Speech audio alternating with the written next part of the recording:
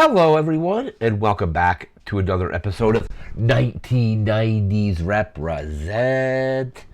We're in our third cycle of 1990, talking about a movie on this episode. This episode, we're talking about Robocop 2. Recently rewatched this. It's been a long time since I've seen it, and had a pretty good time with it. I didn't see it initially when it came out in theaters. I think I saw it maybe like a year or two later on like HBO, or I think maybe one of my friends also had it on VHS. It's definitely not as good as the original from 1987, but it's a lot better than the one that came out, I want to say like 3 years later, Robocop 3. I remember seeing that on like HBO or again VHS like in 1994, and absolutely thought it was just terrible. So this one's kind of like right in the middle. It's not as good as the first, but better than the third. So it's kind of like just like right there in the middle with it. We got some notes here we're going to go through, and then we're going to like discuss the plot and all that. So let me get these notes open here.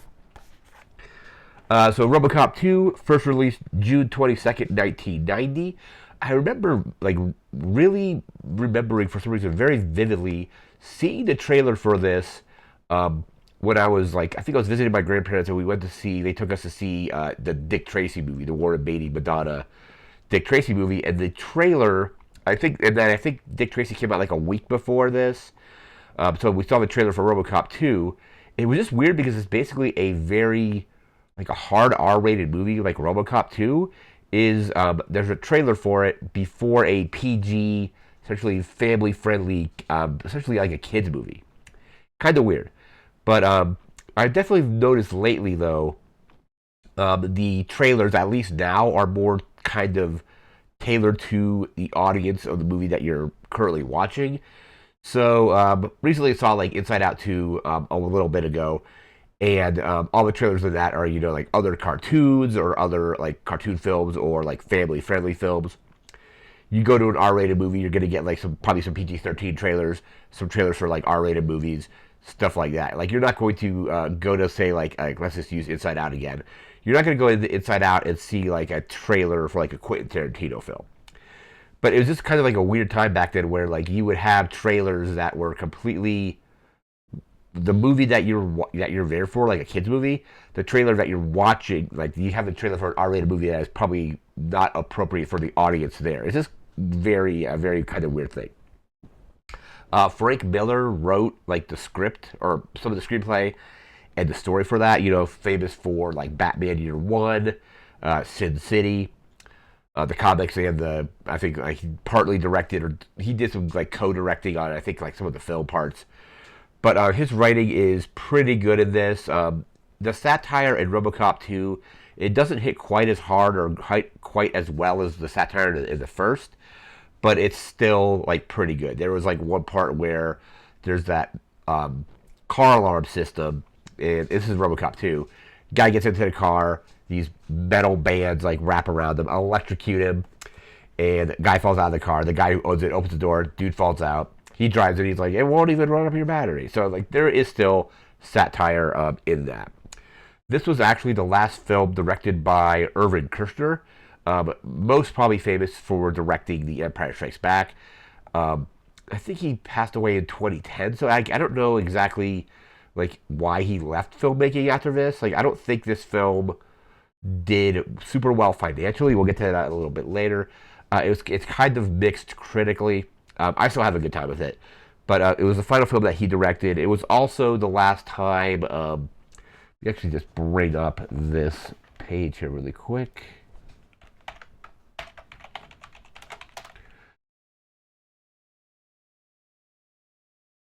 Just load this in here. Robocop 2.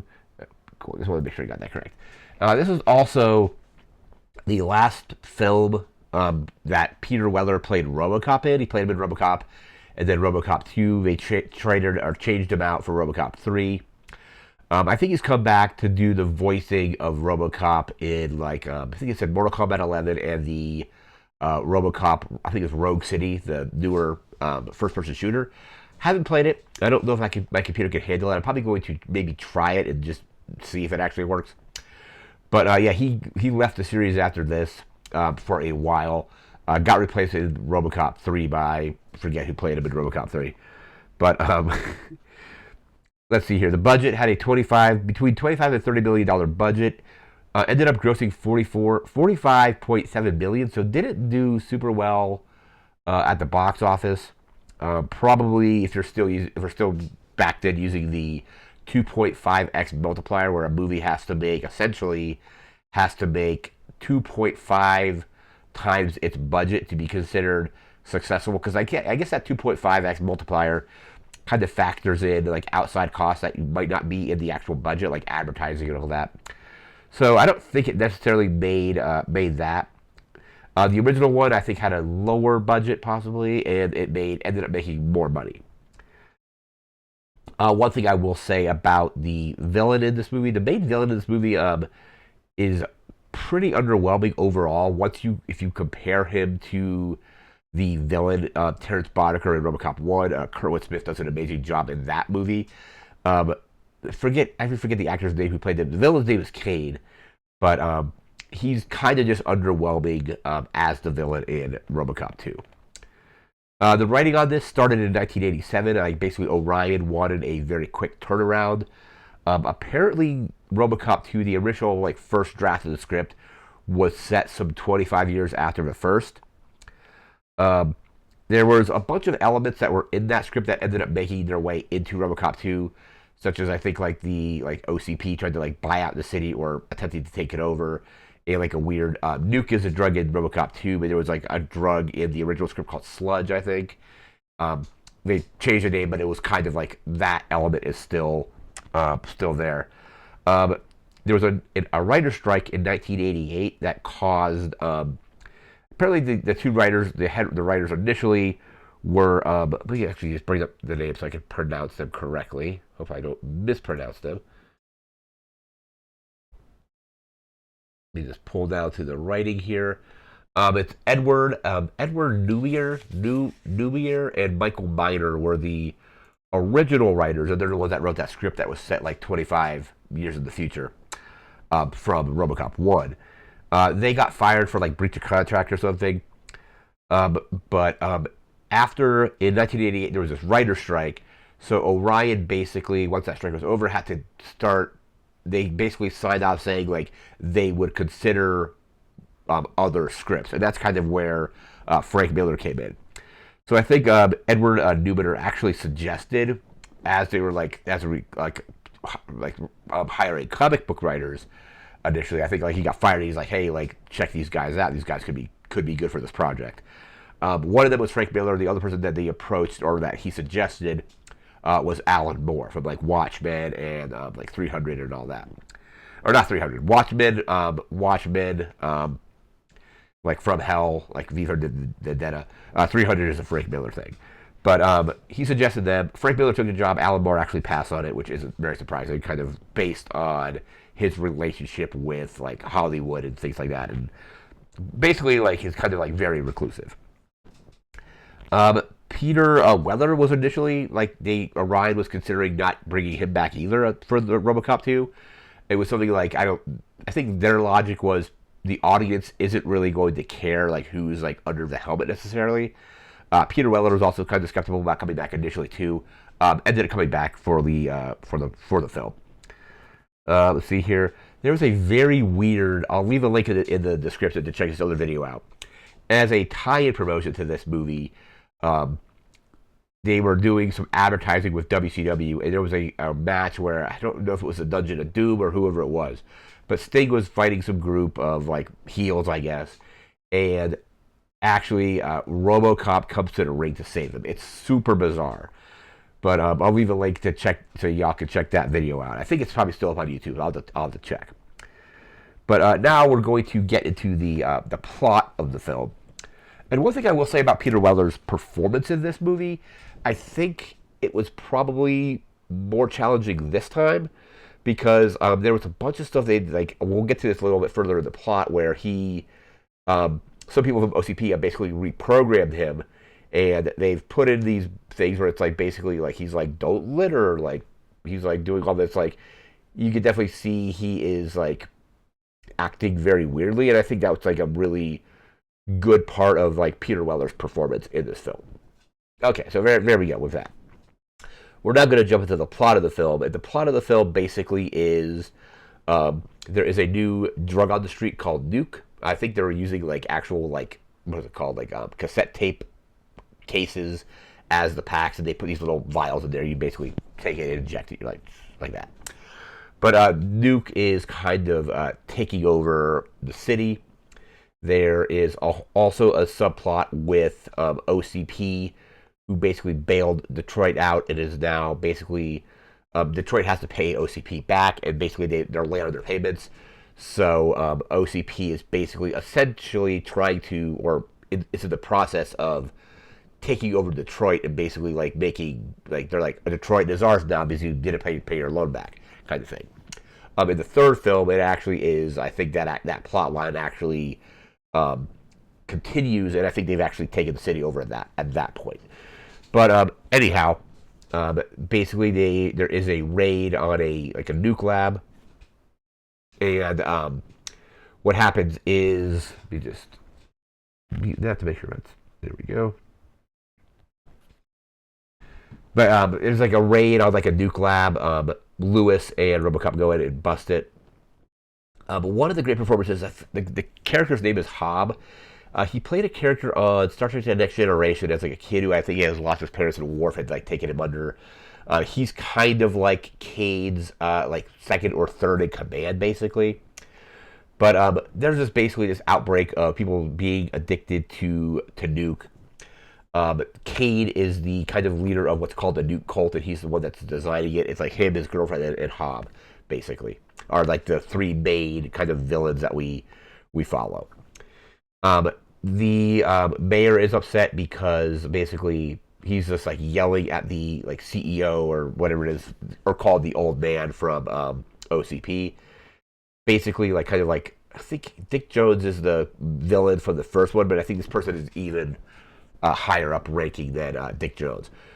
But what happens then is RoboCop is like going to like kind of like remembering his like past life somewhat.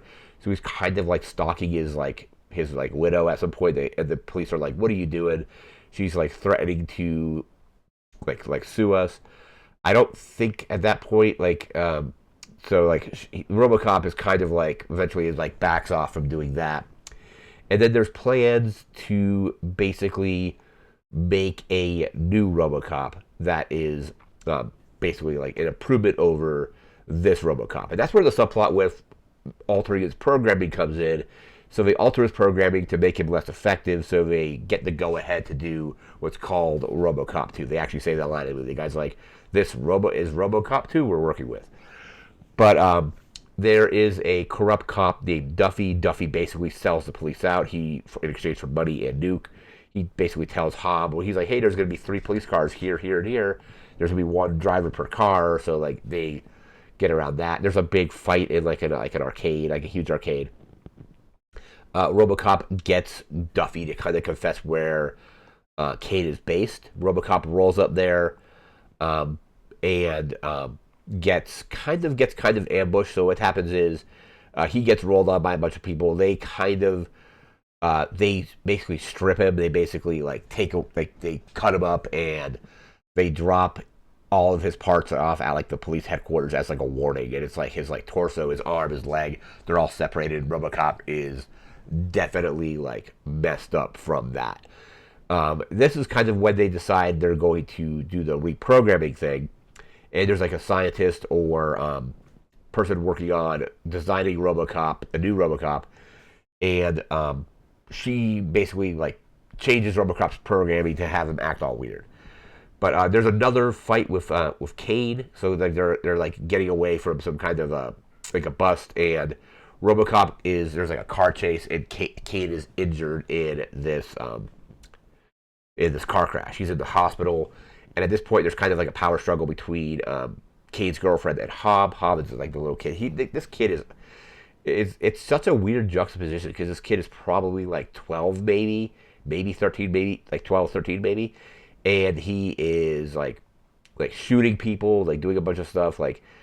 dealing drugs. It's kind of a crazy role, and it fits perfectly in like the realm of like RoboCop lore, basically. But once Kane's in the hospital, the girlfriend is trying to get Kane out, and Hobb is like, no, we can't go there. He's probably already dead. And then he's like, if you don't do what I said, there's no more nuke for you. Because kind of like using like her addiction to nuke like against her. Um, but then the person that is working on building a new RoboCop is going through like his profile, like Kane's psychological profile, and he's like, this guy's perfect. And then Kane is technically like he's still alive. She calls somebody, turns the ventilator off. She basically murders him so they can get his brain, because basically they extract his brain and put it inside a new like robot machine body, basically. And that's the new RoboCop.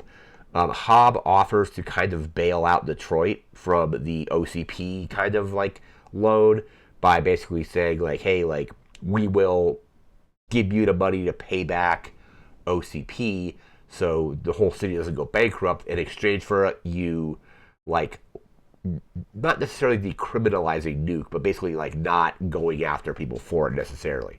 So he's like, we want to get people on the streets addicted to nuke. He's like, we have the money. Like, we'll do this for you if you do this for us. RoboCop 2, the Cade version, rolls into this big meeting, kills pretty much everybody, with the exception of the mayor. The mayor actually gets out. But, like pretty much everybody gets killed. Cade's girlfriend, he recognizes her as she's kind of like talking to him for a second, and he puts his like claw out, like a robot claw, and it's like she touches it, and she's like, "Oh, it'll take me like some getting used to, but I'll think I'll like it." And Cade then gets very upset, basically just snaps her neck and kills her. He shoots at Hobb. Hobb is in like a basically like a armored car at this point, or like a money van, but he gets shot at. They roll up to the RoboCop rolls up there, and they've actually then have fixed RoboCop's programming by this point. But they roll up there and they notice that Hobb has been shot and he's dying basically. So Hobb basically dies, and then there is a big huge meeting at like the OCP like offices about their plans for Detroit, and they showcase RoboCop 2. RoboCop 2, like probably like a lot of people predicted, goes crazy. It basically like the one person's got like the remote control that controls it. It basically what it does. He's not activated. He's not armed. He's like moving around, but not like isn't armed. He grabs a control, like touches some keys, arms himself, and then crushes the remote. So he's like you can't turn it off. Has a huge fight with RoboCop throughout like the lobby. I remember one of the scenes is RoboCop and RoboCop 2 fighting in this like press conference area. And the old man, I don't know if that's what he's credited as, but that's like what a lot of people call him. He's just like, behave yourselves. It's kind of funny. But they climb up an elevator, they fight, they fall, they basically like fall out of the building. Lewis distracts Cade with nuke because the Cade is still like addicted to it, so like it actually will take nuke into its body. It's got like claws, and it's like, and then I don't know how it like actually like links into its like maybe just like links into his because basically it's his brain and his spine kind of like encases this thing. But the final fight of the movie is RoboCop jumps on him, basically pries open the back of RoboCop 2's back or head, basically yanks the brain out and just smashes it. And then there is talk of OCP is trying to spin their story, basically be like, well, like how, like who do we scapegoat for this RoboCop 2 going crazy? Because it's gonna be bad for us if like this gets out, or if like they like come after us. So the old man, and I think the guy's name was Johnson. He's kind of like he's like the old man's like right hand man basically. Come up with a plan to kind of scapegoat the scientist that had insisted on using Cade's brain in this model. So basically, like she's getting completely thrown under the bus. Kind of deservedly so. OCP is pretty bad, but she was also pretty complicit in doing that. But then that is basically the end of the film. So like Cade is defeated. Basically, OCP is now trying to basically spin their kind of story to like again scapegoat the person that designed RoboCop 2. And that's basically where it ends. But RoboCop 2, it's still a really good time. I had a lot of fun rewatching this. Again, like I said earlier, it's not nearly as good as RoboCop 1. Like Cade is definitely like pales in comparison to like Terrence Boddicker, and even most of his like even Cade's like sidekicks, most of them kind of even pale in comparison to Terrence Boddicker's crew. I think like out of like the villains in the movie, Hob is probably the most interesting because it's just like I said, an interesting juxtaposition of this like psychopath like kid, like drug dealer, like murderer, and all this other stuff, and against him being this like a kid basically. It's a really interesting kind of villain for the film. Probably my favorite villain in the film is Hob overall. But that is going to do it for this episode. We'll be back again in a few days with another episode in our third cycle on 1990. We'll be doing either a video or a computer game. And then after that, we'll be moving back into 1991. But that's going to do it for now. So remember to like, comment, share, and subscribe. We'll see you next time. Thanks again for watching. Take care and have a good one. See ya.